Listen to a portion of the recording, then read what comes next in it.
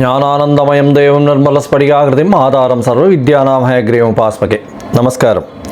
நேயர்கள் அனைவருக்கும் astro KS ஐயங்காரின் பணிவான நமஸ்காரங்கள். அஸ்ட்ரோ டிவி நேயர்களுக்கு அஸ்ட்ரோ கேஎஸ் ஐயங்காரின் பணிவான நமஸ்காரங்கள். வார பலன் 20/5/2024 26/5/2024 வரை உண்டான வாரத்திற்கு மேஷம் முதல் மீனம் வரை என்னென்ன பலன்கள் அப்படின்றத பார்ப்போம். முதல்ல இந்த வாரத்தினுடைய கோல்சாரம் என்ன, இந்த வாரத்தில் இருக்கக்கூடிய விசேஷ நாட்கள் என்ன, இந்த வாரத்தில் யார் யாருக்கு எந்தெந்த ராசிக்காரர்களுக்கு சந்திராஷ்டமம் அப்படின்ற 3 வரிசையாக பார்ப்போம்.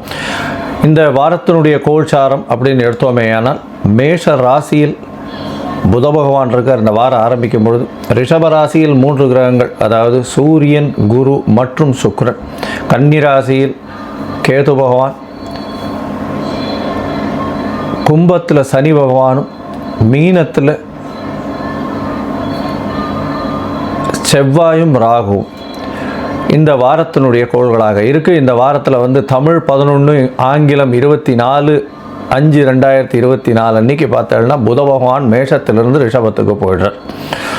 இந்த வாரத்தில் சந்திர பகவான் கன்னியா ராசி சித்ரா நட்சத்திரத்தில் ஆரம்பித்து தனுசு ராசி பூராட நட்சத்திரம் வரலும் இருக்கார். இந்த காலகட்டத்தில் 4 ராசிகளை கடந்து போகிறார். இந்த வாரம் முக்கியமான விசேஷ நாட்கள் அப்படின்னு பார்க்கும்பொழுது 22ஆம் தேதி அப்படின்னு சொல்லக்கூடிய 22/5/2024 அன்னைக்கு சுவாதி நட்சத்திரம், நரசிம்மர் ஜெயந்தி, லக்ஷ்மி நரசிம்ம பெருமானை வணங்குறது ரொம்ப விசேஷம். அன்னைக்கு ஒரு பானகம் நரசிம்மருக்கு கொண்டு போய் நைவேத்தியத்துக்கு கொடுத்துட்டு வாங்க, நல்ல ஒரு ஏற்றம் கிடைக்கும். எல்லா விதமான எதிரிகளையும் நீங்கள் வெற்றி கொள்ளக்கூடிய காலகட்டமாக அமையும். அதனால் நரசிம்மருக்கு பானம் கொடுக்கறதன் மூலியமாக உங்களுடைய எதிரிகள் அற்ற நிலை உருவாகக்கூடிய காலமாக இருக்கும். 23ஆம் தேதி அன்னைக்கு வைகாசி விசாகம். விசாக நட்சத்திரம் 6 நட்சத்திர பிரிவாக இருக்கும். அதனால் வைகாசி விசாகம் ஆறுமுக கடவுளை கொடுக்கக்கூடியது. திருமணம் ரொம்ப நாளாக தட்டி போகிறது அப்படின்னாலும், அதை தவிர திருமணமாகி குழந்தை பிராப்தி இல்லை அப்படின்றதுனாலும், அதாவது கடன் நிறைய இருக்குது அப்படின்னு இருக்கிறவாளுக்கும், வியாபாரத்தில் பெரிய தடை இருக்குது அப்படின்றவா எல்லாருமே முருகப்பெருமானுக்கு இந்த நாளில் விரதம் இருந்து சாயந்தரம் பௌர்ணமியை பார்த்துட்டு குளிச்சுட்டு அதுக்கப்புறம் பெருமாளுக்கு அம்சை பண்ண சாப்பிட்டுட்டு அதுக்கப்புறம் நீங்கள் உங்களுடைய வேலைகளை செய்ய ஆரம்பிச்சிருங்களே. ஆனால் இந்த வைகாசி விசாகத்திலிருந்து அடுத்த வைகாசி விசாகத்திற்குள்ளே உங்களுக்கு உண்டான எல்லா விதமான பிரச்சனைகளும் மறைந்து நல்ல ஒரு வாழ்க்கையை, பெரிய வெற்றியை தேடி கொடுக்கும். இந்த வாரத்தில் பார்த்தோம்னா 24ஆம் தேதி அன்னைக்கு காஞ்சி சங்கராச்சாரியர், அதாவது மகாபெரியவரனுடைய அனுஷ நட்சத்திரத்தில் அவர் பிறந்தவர். சனி பகவானின் நட்சத்திரம், அதனால் அனுஷ நட்சத்திரம் ரொம்பவும் வசதி. இந்த வாரத்தில் 26/5/2024 அன்னைக்கு சதுர்த்தி, சங்கடஹர சதுர்த்தி, அதாவது வளர்பிறை இல்லை தேய்பிறை சதுர்த்தி. இது ஏன்னா பௌர்ணமியிலிருந்து 4ஆவது நாள் இந்த தேய்பிறை சதுர்த்தி. இந்த காலகட்டத்தில் சங்கடங்களை சொல்லி விநாயகரை சேவித்து, எங்களுக்கு இந்தந்த சங்கடங்கள்லாம் இருக்குது, இதை தீர்த்து விடுங்கள் அப்படின்னு விநாயகரை சேவித்தோமே ஆனால் சங்கடஹர சதுர்த்தி அதை அந்த எல்லாவற்றையும் எடுத்து விட்டு உங்களுக்கு ஒரு நல்ல வெற்றியை கொடுப்பார். ஒரு 9 பிரதட்சணம் அருகில் இருக்கக்கூடிய விநாயகர் கோவிலில் போய் பண்ணிட்டு வாங்க. உங்களால் முடிஞ்சதுன்னா இந்த அருகம்பல் மாலை போடுங்க, ஒரே ஒரு தேங்காய் வாங்கி உடைங்க, ஒரு 9 தோப்புக்கரணம் போடுங்க. எல்லா விதமான பிரச்சனைகளுக்கும் பெரிய தீர்வு ஏற்படக்கூடிய வாய்ப்புகள் மிகவும் அதிகம். இந்த வாரத்தில் எந்தெந்த ராசிக்காரர்களுக்கு சந்திராஷ்டமம்னு பார்த்தோம்னா கும்பம், மீனம், மேஷம், ரிஷபம், இந்த 4 ராசிக்காரர்களுக்கு சந்திராஷ்டமமாக இருக்குது. சந்திராஷ்டமம்னா உங்களுடைய பிறந்த ராசியிலிருந்து 8ஆம் இடத்தில் சந்திர பகவான் வரும்போது மதிகாரகன்னு சொல்லக்கூடிய சந்திர பகவான் மறையும் பொழுது கண்டிப்பாக புத்தி வேதரிக்கக்கூடும், தவறான முடிவுகள் எடுக்கக்கூடும். அதனால் சந்திராஷ்டமத்தின் தாக்கம்னு சொல்லக்கூடியது தவறான முடிவை எடுக்கக்கூடிய பாசிபிலிட்டி அதிகமாக இருக்கும். அதனால் இந்த காலகட்டத்தில், அந்த சந்திராஷ்டம காலகட்டத்தில் புதிய முயற்சி வேண்டாம், வெளியூர் வெளிமாநில பிரயாணம் வேண்டாம். ஒருவேளை நீங்கள் பண்ண வேண்டிய கட்டாயத்தில் இருந்தேலையானால் சந்திர பகவானுக்கு உண்டான எளிய பரிகாரம் அப்படின்னு சொல்லக்கூடியது பானகம் கொண்டு போய் அருகில் இருக்கக்கூடிய நரசிம்மர் கோவிலில் கொடுத்துட்டு போங்க, விநியோகம் பண்ணுறதுக்கு பண்ணுங்க. அதையும் விநியோகம் பண்ணுங்க எல்லாருக்கும் பிரசாதமாக. அது சந்திராஷ்டமத்தின் தாக்கத்தை நிச்சயமாக குறைக்கும்.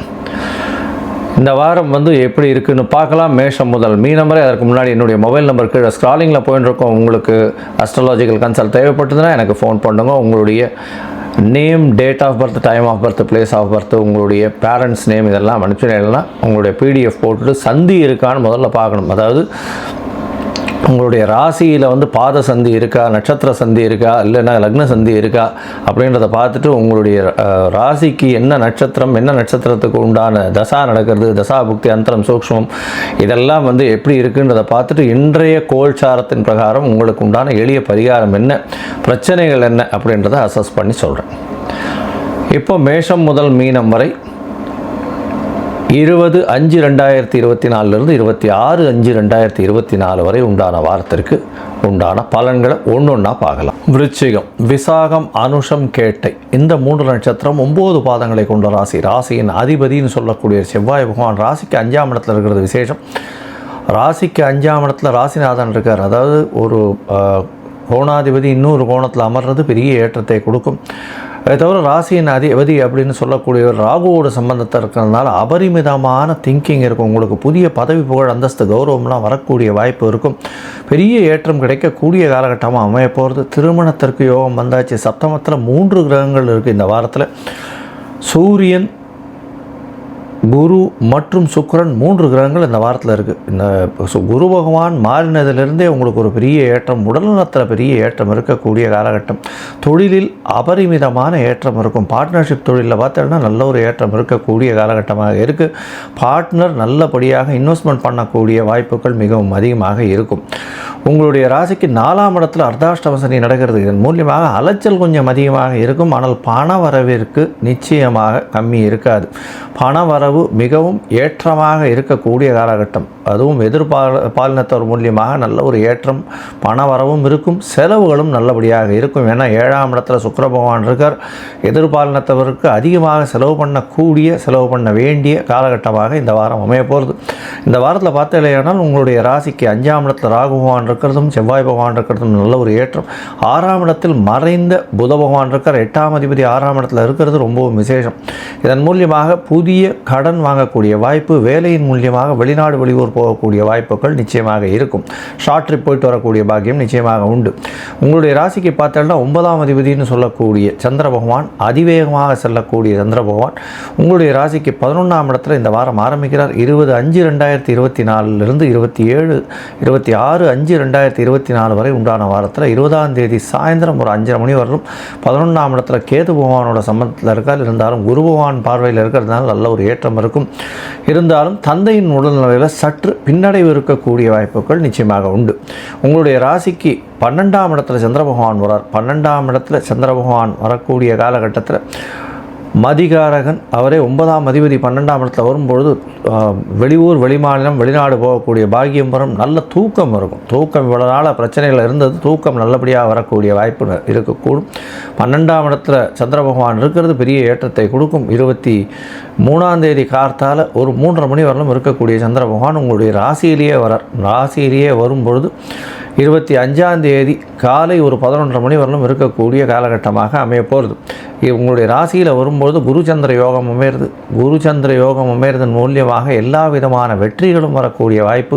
பௌர்ணமி யோகமும் உங்கள் ராசியில் வரும்போது இருக்குது. பெரிய ஏற்றத்தை கொடுக்கக்கூடிய காலகட்டமாக இந்த வாரம் அமைய போகிறது.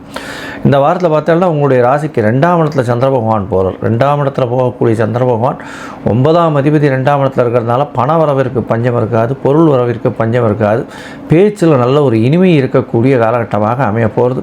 25ஆம் தேதி காலத்திலிருந்து 27ஆம் தேதி மாலை ஒரு 4:30 மணி வரலும் சந்திர பகவான் உங்களுடைய ராசிக்கு 2ஆம் இடத்துல இருக்க நல்ல ஒரு ஏற்றம் இருக்கக்கூடிய வாரமாக அமைகிறது. இந்த விருச்சிக ராசிக்காரர்கள், அதாவது சமையல் கலை வல்லுநர்களாக இருக்கட்டும், ரத்த சம்பந்தமான வங்கிகள், இல்லைன்னா அந்த எக்யூப்மெண்ட்ஸ் வச்சுட்டு வியாபாரம் பண்ணுறவர்களாக இருக்கட்டும், அதை தவிர மருந்து மாத்திரைகள் விற்கக்கூடிய மெடிக்கல் சம்பந்தப்பட்டவர்களாக இருக்கட்டும், மருத்துவர்களாக இருக்கட்டும், பெரிய ஏற்றம் கிடைக்கக்கூடிய காலகட்டம். இரும்பு சம்பந்தப்பட்ட வியாபாரம் பண்ணுறவர்களுக்கு, அதாவது இந்த கேஸ்டிங், ஹோல்டிங் இந்த மாதிரிலாம் சொல்கிறாங்க இல்லையா, அதை தவிர அந்த மாதிரியான விஷயங்கள் பண்ணுறவர்களுக்கெல்லாம் பெரிய ஏற்றம் கிடைக்கக்கூடிய வாரமாக இந்த வாரம் அமைய போகிறது.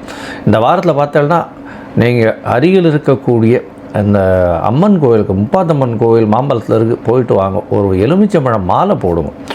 அதை தவிர விருச்சிக ராசிக்காரர்கள் பொதுவாகவே கொஞ்சம் பிடிவாத குணம் அதிகமாக இருக்கும். கொஞ்சம் அந்த பிடிவாத குணத்தை நிச்சயமாக கம்மி பண்ணிக்கிறது ரொம்பவும் நல்லது. இந்த வாரம் நீங்கள் ஒரு மஞ்சள் கலர் வச்சுக்கோங்க கையில்.